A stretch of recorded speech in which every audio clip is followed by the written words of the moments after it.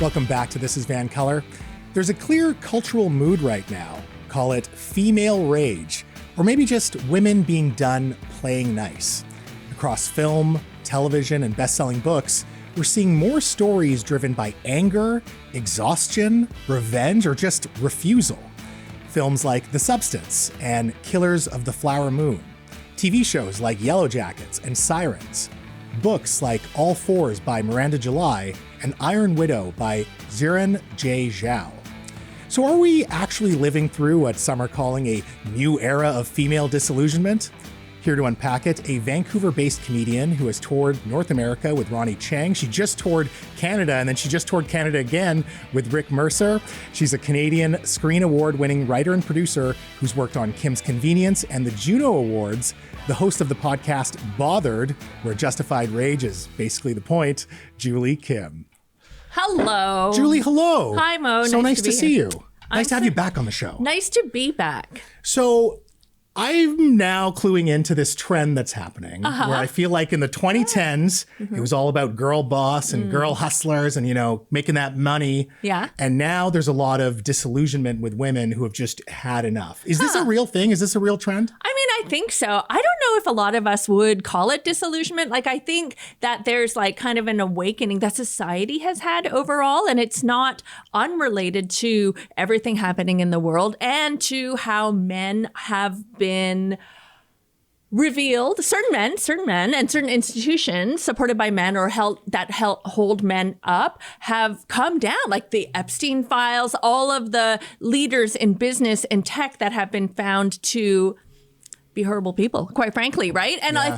I think what the thing is that a lot of women have been taught throughout their lives growing up as girls and through the workplace and, whatever other structures to be nice, expected to be nice and play nice and smile and just take it. And I think what it is a natural evolution to women realizing that, like, we don't have to do this. Like, what are we doing, And like, yes, sure, female rage is like a term being used right now. But I think, well, I'm Korean, so I've always had like Korean rage. So it's just like a rage umbrella, basically. So, but what I think is happening is that women are speaking up more and allowing themselves to be more authentic and being less scared of holding things in. And I speak from the vantage point of being like a North American. Of course, it's very different in other parts of the world where women don't enjoy as many freedoms and where it's much more punitive to speak up, quite frankly. But I love the girl boss thing and the girl boss era,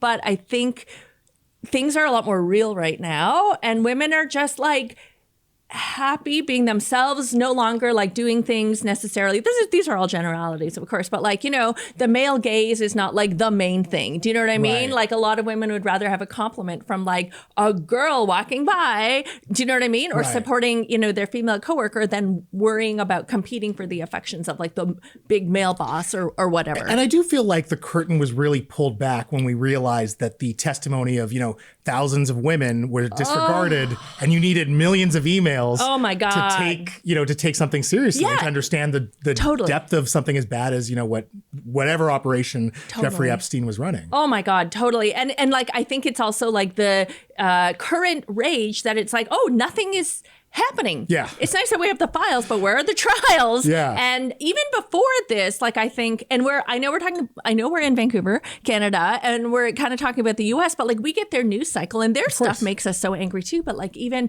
the Supreme Court hearings and when who was the guy, the justice that got sworn in? Oh yes, yeah, Kavanaugh. He likes beer.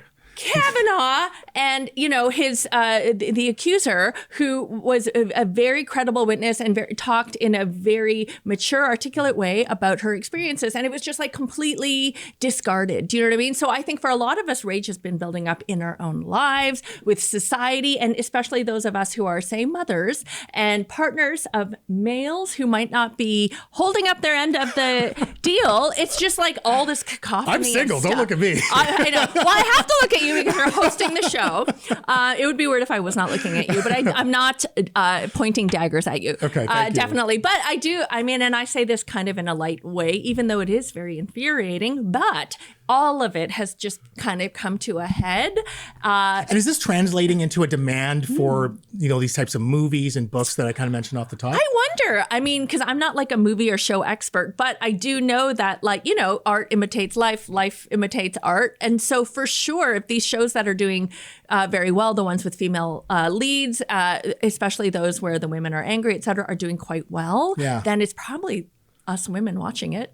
Do you feel like it's been simmering under the surface for a while now? Like maybe it's a trend now, but I'm thinking of Kill Bill in particular. Like I know it celebrated its 20th anniversary recently. Already? But that was like, the female revenge movie, at least for our generation. Yeah. Simmering. Yeah, I think so. I've got it. A part of my jokes, of course, I talk about this. I talked about my husband as my reluctant muse, because muse is usually like a positive thing. But I say a lot of jokes about, like him and the mental load and things like that. And a lot of women are like totally buying in. And I'll say to the audience, even if you're not with a man or even if you don't have a child, think back to your parents. Was your mom a bitch, and then like so many of them laugh because the moms were like holding in all of this like resentment and mental load and physical load. But they did not have an outlet to do it because they were, doing this in a time when they had to be quiet about it. Nobody else was talking about it. So I think that's one of the nice things about social media and sharing stories, even on like Reddit or, Substack is big with girls now, is that we're actually comparing notes and sharing stories. And that makes us, realize, oh my God, what is this crap that we're living amongst? So I actually think it's a very exciting time in life. And so how much does this actually also reflect a double standard where we're also realizing that men and women are being treated differently? Because we just talked about the U.S. Hockey team and the men's hockey team. And, the differences in how they were treated by the highest authority of their country, right? Oh, my God. Yeah, I don't know. I think it's hard to compare because, male behavior, statistically, you have a lot of killings and rapings, can I say that? And it's true, so abductions and exploitation of children and women. And I just think it's, maybe there's a lack of representation of women there, but they're not doing the same thing. Do you know what I mean? So you can't really control it. It's not like there's a lot of women getting away with trafficking of children and boys. Ghislaine Maxwell excluded, right? But I think we're, women and men have been doing very, very different things. So it's hard to tell. It feels like you're entitled to your rage as collectively as women. I would say that based on that argument alone. I did joke at one point that it's very rare that a woman will just kidnap a child. Yeah. Do you know what I mean? But when she does it so she can bring it home and love it. Do you know what I mean? Right. That's what those stories look like. Whereas a lot of times when there's a ring, it's a lot of men and then they're selling the children and doing horrible things to them. And I don't want to, go into any more detail. No. But you can't compare notes because a lot of the evil's been done by one gender. You've expressed a lot of rage here tonight. I didn't even mean to. Didn't even break a sweat. As I said, I think it's warranted. I think you make some good points. I think that's why we're seeing it in the culture. Really quickly, does it show up in your comedy? All the time, actually. But I try, because I'm a comedian and I don't purposely go in and try to alienate half the audience. I do have a lot of males who are my fans, but increasingly my fans have become and followers have become something like 70% women. Mm-hmm. And I really like that. When I first started comedy, I wanted to be accessible. I wanted to be like Jerry Seinfeld and, have everybody like me and love me, but I don't anymore. I don't care to. I don't need that to happen. And I think that's part of what happens with women. We don't need to be liked anymore. We don't have to check the boxes or play sort of nice. It's what's most important is being authentic. So yeah, I'll talk about my everyday stories as a woman, as a mother, as a wife. And it's hard to be truthful about these stories without some of this, kind of coming out. I try to do it in fun ways. You really do. And for what it's worth, Julie Kim, I'm a fan. Thank you so much for your time tonight. I'm a fan of you too. Oh, thank you. That means a lot to me. Thank you. Folks, celebrate International Women's Day with Julie Kim live on Sunday, March 8th at the Biltmore Cabaret in Vancouver for a recording of her podcast, Bothered, featuring special guests and spicy hot takes. Tickets at juliekimmcomedy.com. Now, after some business, are women deliberately breaking the law to feel safer? Kyle Lee explains the legal risks up next.